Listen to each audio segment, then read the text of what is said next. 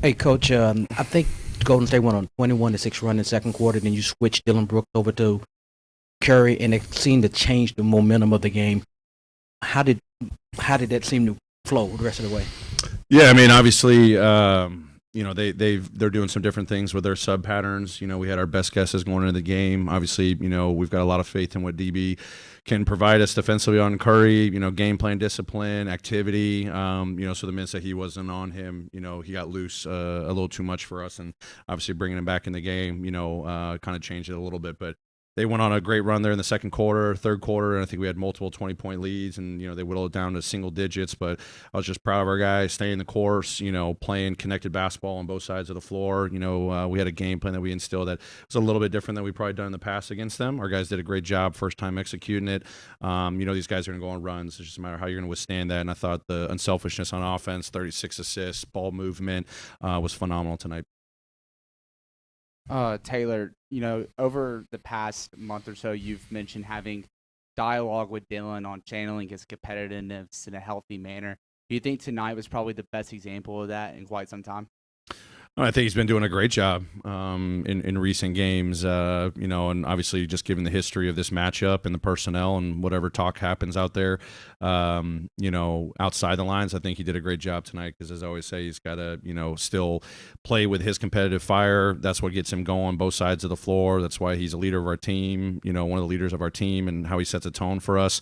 I thought he did a great job tonight channeling that competitiveness and striking that right balance by pushing the buttons a little bit.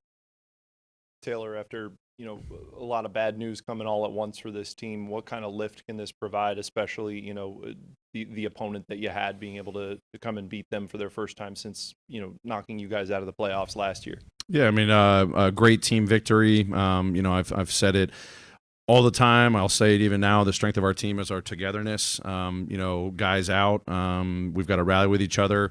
Thought we gave ourselves some chances on this road trip to get extra wins. Denver and the two LA games just didn't go our way. Our guys, fight, they claw, they come out with the right mentality, the right spirit. And they play hard every single night. It's going to give us a chance to win every single night. So we still got a lot to figure out for sure as we navigate the whatever it is 17 or so games left in the season and beyond. We just got to keep getting better, keep putting in the work, keep trusting what we've been doing all season long. Guys getting great opportunities. They're learning on the fly in different roles, different lineup combinations and all that. We just got to keep holding it down just one day at a time. That's got to be our focus. We can't be looking in the past or looking too far in the future. But our togetherness is what's going to get us through. I hate to belabor this, but Dillon was on the walk-off interview, was asked, how do you proceed without Ja? And he said, this is our group going into the postseason. We shouldn't read anything to that with the respect of when Ja is or isn't coming back. Yeah, I don't know if that was just a quick comment. I mean, again, we're taking this, step by step. We're hopeful everything works out where Ja's back at some point. A timetable, I can't put a timetable on it, but, until things change, we know this is our group, and we got a lot of faith in this group, and I'm just really proud of how hard they fought tonight. A two-part question for you, Taylor. First part, you mentioned, adjustment to the game plan from, previous matchups against Golden State.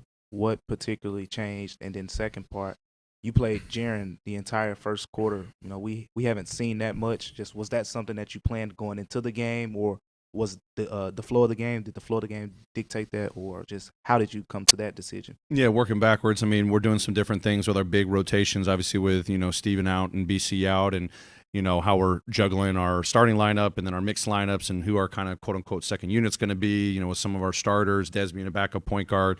JJ's going to play longer stretches, hopefully, first and third quarter. But tonight was also on the flow. I thought he was playing extremely well. So we kind of went with that. And I think there was some foul trouble that kind of forced our hand on some of our matchups and whatnot. And then from a game plan standpoint, I can't share that. We play them next Saturday. So, some things personnel wise and some things against their main actions that we kind of emphasized and made a couple of tweaks on. And we'll watch the film to see if it really worked out as we thought, and can we replicate that again in a couple of games. But obviously we got a big one tomorrow, in 2 days against Dallas, so we got to focus on. Hey, Coach. I know you don't like your challenge early in the games. What was the rationale, even though it looks very obvious. Why did you go for it that early? You usually like to save it for the second half. Yeah, I mean, it's a tricky one. I mean, I won't get into, I'm for if you win your challenge, you should probably, keep a second challenge or something like that. That's on the table for discussions at the league level. They'll figure all that out. But sometimes I don't use my challenge, late in the game, and there's timeouts involved. And when are you gonna lose it? What's the odds that they are? And when I saw the replay up, and then I confirmed with our coaches, it was pretty obvious to me. Maybe there was minor contact, but not worthy of a shooting foul. And I was going to give him 3 free throws to try to start a run, and luckily we got the play overturned and we scored on the next possession. So sometimes it's just a gut call, and in that moment I feel like that was the right thing to do. Great, thanks everyone, appreciate it.